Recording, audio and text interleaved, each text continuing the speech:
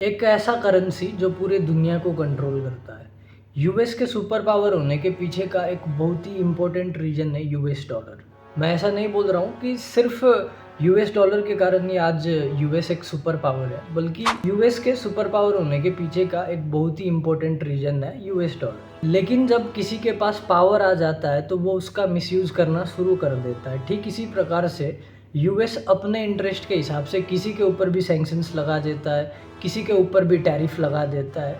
इसके बाद धीरे धीरे दुनिया ने समझा कि हमें डॉलर पे फुली डिपेंडेंट नहीं रहना चाहिए, बल्कि हमें अपने लोकल करेंसी को प्रमोट करना चाहिए और एक अल्टरनेट करेंसी निकालना चाहिए। फिर जिससे शुरू हुआ डी डॉलराइजेशन। तो सबसे पहले ये जान लीजिए कि डी डॉलराइजेशन क्या है। डी डॉलराइजेशन जब भी कोई कंट्री कुछ सेल करता है या फिर कुछ परचेस करता है या लोन लेता है या फिर इन्वेस्टमेंट करता है, तो उस प्रोसेस में वो यूएस डॉलर का यूज़ ना करके किसी दूसरे अल्टरनेट करेंसी का यूज़ करता है या फिर अपने लोकल करेंसी का यूज़ करता है, तो उसे डी डॉलराइजेशन कहा जाता है।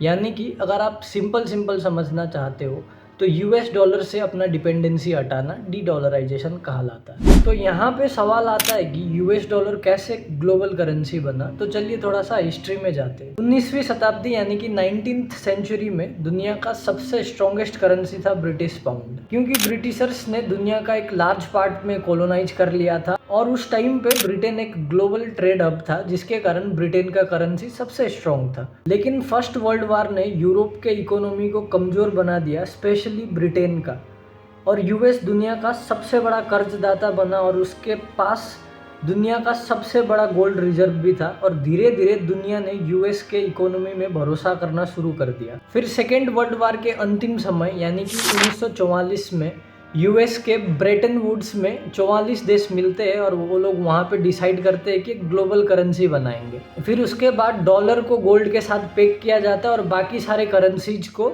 यूएस डॉलर के साथ पेक किया जाता है। यानी कि अब किसी भी देश को कुछ भी खरीदना होगा तो उनको सबसे पहले डॉलर खरीदना पड़ेगा, जो कि यूएस के लिए और यूएस के फ्यूचर के लिए बहुत ही बढ़िया मूव था। यहाँ पे प्रॉब्लम ये होता है कि जो गोल्ड रिजर्व है वो तो लिमिटेड है, लेकिन करेंसी अनलिमिटेड छापा जा सकता है। यूएसए ने बहुत ही ज़्यादा डॉलर छापना शुरू कर दिया, क्योंकि वो वियतनाम वार या फिर कोल्ड वॉर या फिर कुछ अन्य प्रोग्राम्स को फंडिंग करते थे।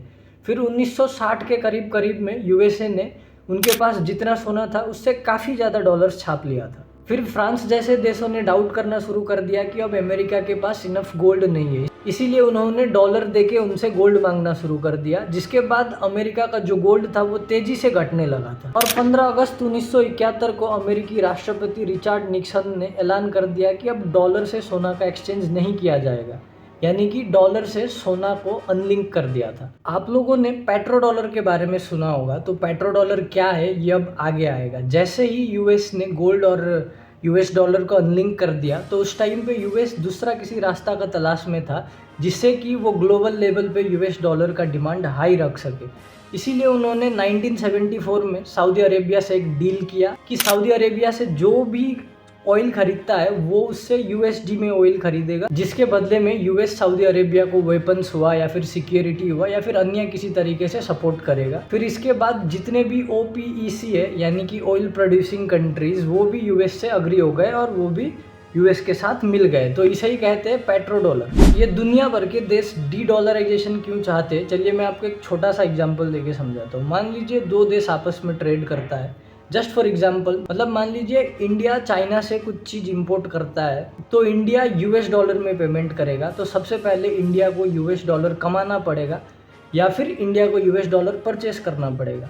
तो जब इंडिया यूएस डॉलर परचेस करेगा तो यूएस डॉलर का यूज होता है। तो जब यूएस डॉलर का यूज बढ़ता है उस टाइम पे यूएस डॉलर स्ट्रांग होता है, जिसके कारण यूएस इंपोर्ट कम पैसे में कर सकता है। अब दूसरे देशों को यूएस डॉलर कमाने के लिए मेहनत करना पड़ता है, जैसे कि सर्विस हो या फिर प्रोडक्ट का सप्लाई करना पड़ता है, इंपोर्ट करना पड़ता है या फिर ख़रीदना पड़ता है।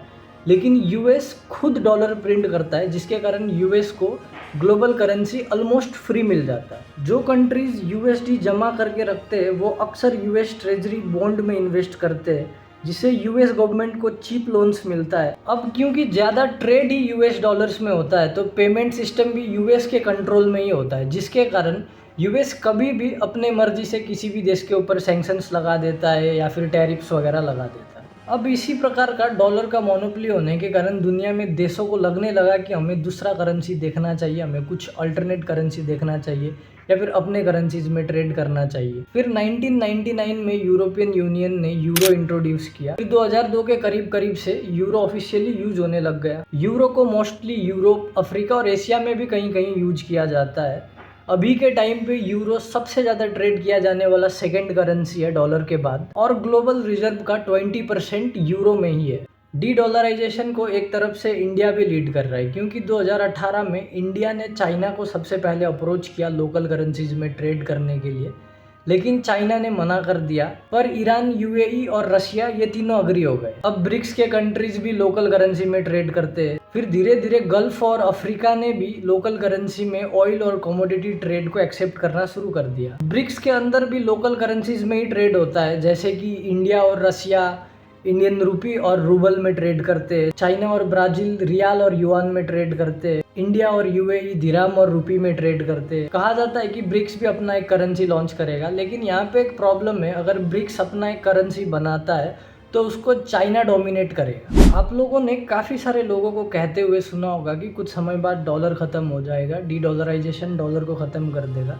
लेकिन डी डॉलराइजेशन डॉलर को ख़त्म नहीं करेगा, बस डॉलर का मोनोपोली कम करेगा, क्योंकि अभी भी डॉलर दुनिया का सबसे ट्रस्टेड और सबसे स्टेबल करेंसी है। ऑलमोस्ट 60% ग्लोबल रिजर्व डॉलर में ही है। ग्लोबल फॉरेन एक्सचेंज रिजर्व लगभग 58% डॉलर में है।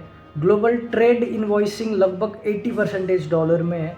ग्लोबल डेट लगभग 50% डॉलर में है। या फिर दूसरे जो करेंसी है युआन, यूरो, रूपी, रूबल्स वगैरह, these are not widely acceptable as dollar. Dollar will remain world's primary currency for decades because of trust and liquidity. फिलहाल दुनिया करेंसी डाइवर्सिफिकेशन की ओर बढ़ रहा है। ऐसा नहीं है कि यूएस डॉलर को रिप्लेस करने के लिए एक करेंसी खोज रहा है।